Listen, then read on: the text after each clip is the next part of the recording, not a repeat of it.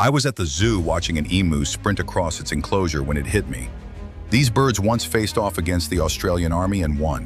In 1932, thousands of hungry emus were migrating inland, smashing fences and devouring wheat crops. Desperate farmers, many of them World War I veterans, begged the government for help. The Minister for Defense dispatched just 3 soldiers from the Royal Australian Artillery with 2 machine guns and 10,000 bullets to cull about 20,000 emus. The soldiers opened fire on November 2, but the emus scattered. Only a few were hit.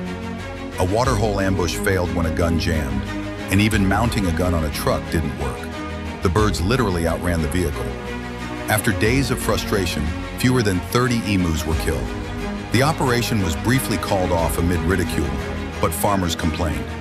By December, the troops claimed about 986 birds, still far short of the estimated 20,000. Major Meredith joked that if they had troops with the emu's bullet-carrying stamina, they could face any army. They can face machine guns with the invulnerability of tanks. Eventually, the government abandoned the fight.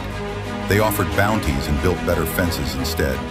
The emus remained, and the so-called Great Emu War became a quirky tale of nature versus man.